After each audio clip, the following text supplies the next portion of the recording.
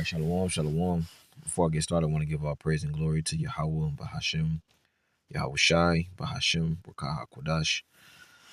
Double honors to our apostles, Elsgray, Millstone, and Shalom, Wakasah, Lahabakyar, which is peace and mercy to the elect throughout the four corners, wherever you may be. From the brother Omar, from the branch of GMS Cleveland.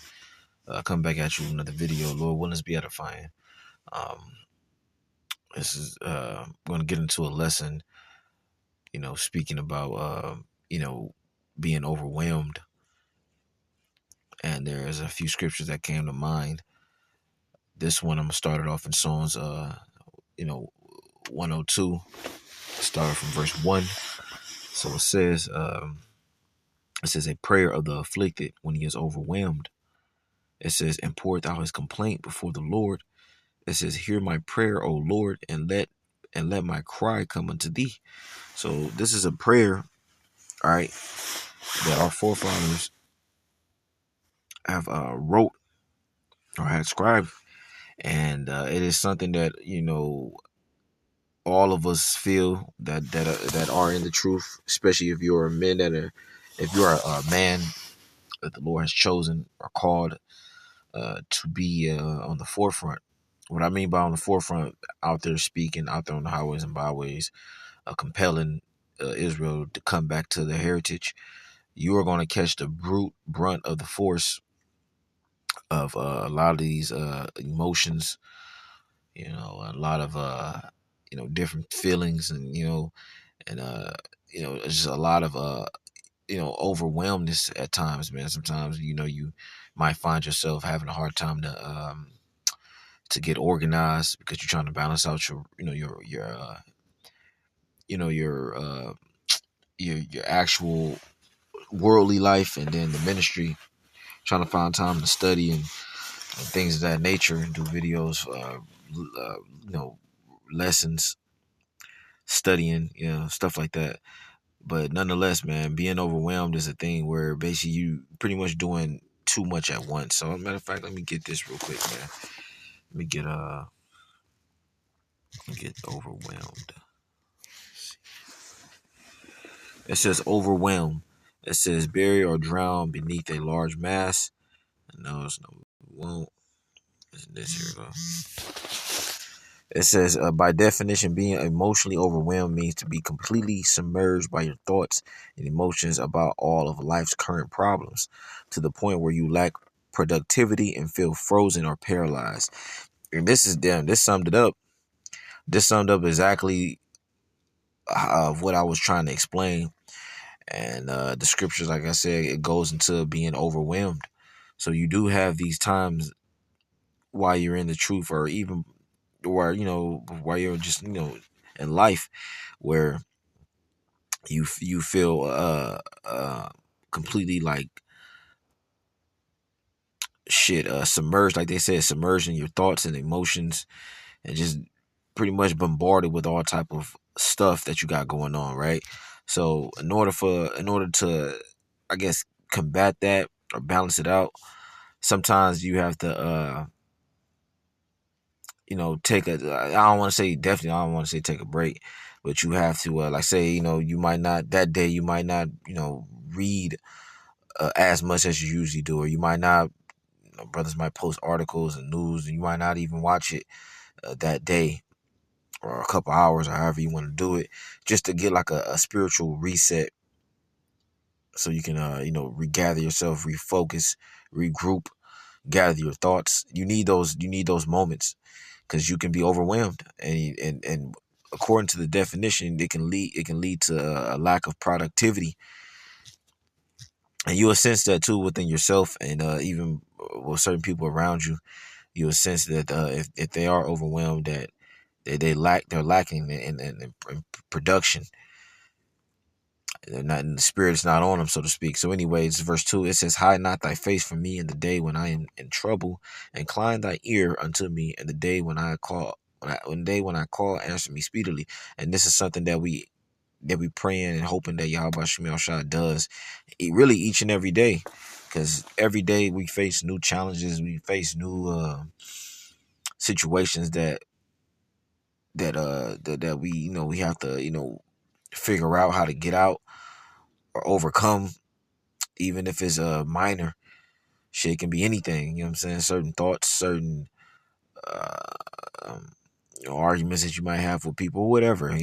It just it all depends. And hell, even within yourself, you have to overcome certain things.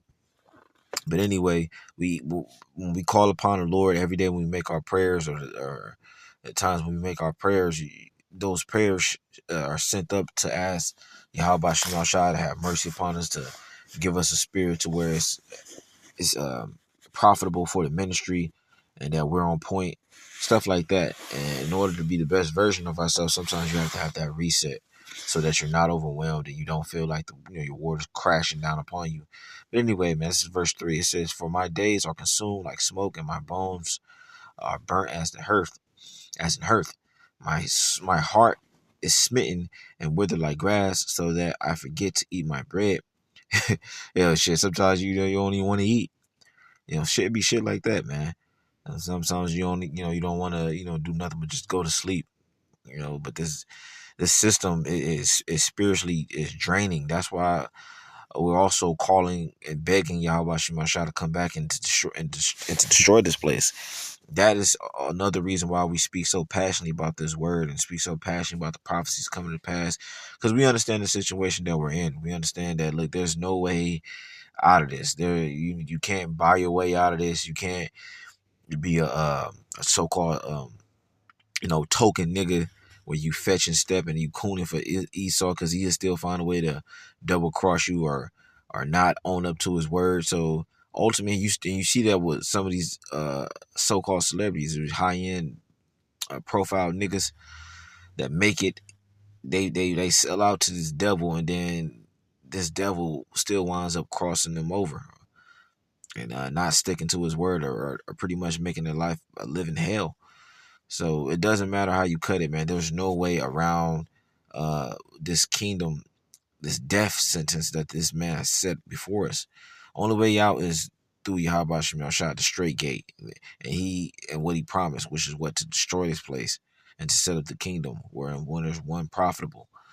It says, verse 6, "I am like a pelican of the wilderness. I am like an owl of the desert. I watch and am as a sparrow alone upon the housetop." And that's another emotion that you feel. Uh, and our forefather compared, I guess this walk, if you will, to him, to liken it to being a sparrow that's on a housetop.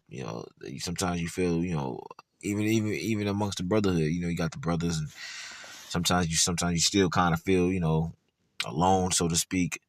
But we know what it is. It's just like the stuff I was just going into about being overwhelmed, about basically having a hella emotions bombarding you. So it's just, it's normal, I guess, at least for men of the Lord. But anyway, it says, verse 9, it says, "For I have eaten ashes like bread and mingled my drink with weeping, because of my indignation, because of thy indignation and thy wrath, for thou hast lifted me up and cast me down. It says, my days are like a shadow that declineth, and I am like withered grass." Through when you look at withered grass, is dying. That's the comparison that he gave. And when you look at our life under this system, we're dying. And you can thank none other than Esau, Edom himself, and the rest of these heathens, because they help contribute to this death style. It tell you that the dog helped lick the wounds. I believe that's in Luke 16, which is referring to the heathens. Anyway, this is Psalm 61, also adding to being the prayer in Psalms 102 about the prayer of the a prayer of the overwhelmed. Psalm 61 verse 1. I said 62, so lucky. Psalm 61 and 1. It says, "To the chief musician upon Niganoth, a psalm of David, hear my cry, O Yahweh, attend unto my prayer." It says, "From the end of the earth, when I cry unto thee." It says, when my heart is overwhelmed, lead me to the rock that is higher than I. Right. And this is something that you should be desiring. It says, when my heart, which is his mind, when this is what King David said, when my heart is overwhelmed, lead me to the rock, that rock being Yahweh Shemel Shah, our power that is higher than I. It says, "For thou hast been a strong shelter for me, and a strong tower from the enemy." So we understand and know that it's only through the Lord that we even still alive to this very day, because there's so much shit that happens on the day to day, literally death all around us, that if it wasn't for the Lord, we would be similar. Our life would be pretty much similar to these people. We'd be through our damn self. It's only the spirit of power, Yahweh Shemel Shine, His mercy, that's keeping us along afloat. And call all you Yahweh Shemel Shah for that. Let me get this last scripture and then I'm gonna close it. So ultimately we gotta well, I know I gotta think about two more. Ultimately we gotta continue to lean upon the Lord. This is Sirach 27 and 3. It says, "Unless a man hold himself diligently in the fear of the Lord, his house shall soon be overthrown." So yeah, so if you have these moments when you feeling overwhelmed, if you don't lean upon Yahweh Shem Shai, that's gonna be the end of you. Because how we're gonna get through this is ultimately not of our own merit. It's not of our own strength. How we're gonna get through this, even on our day to day. We wake up every day. You got to go to work, or some brother self-employed, and you got to deal with the matrix, so to speak. This wicked kingdom. The Lord has to be with you every day, and the Lord said He's pretty much set angels to guide us. You know what I'm saying, so to speak. When you read Psalms 91, but yeah, unless you unless it says, "Unless a man hold himself diligently in the fear of the Lord, his house shall soon be overthrown." So you have to fear Yahweh Shemel Shai and know and understand that you are at His mercy. We are at His mercy, and that's what 2/3 of our people don't understand. That look, any second of your life can be altered. Your whole life can be altered by a mere second or a mere minute, and it can fuck up your whole life, man, if the Lord allows and the Lord wants it to. So that's why ultimately we understand that, look, no matter how you slice it, this current kingdom has to be taken out of rulership, the people included. And if you want this place to go on, man, may Yahweh Shemel Shah destroy you, man. You know, um, I mean, that's pretty much it, man. I think I had like two more, but I'm gonna end it off with that, man. So with that, I'm gonna give our praise and glory to Yahweh, Bashem Yahushai, Bashem Rakakodash. Hey, double honors to our apostle Ezra Millstone and Shalom.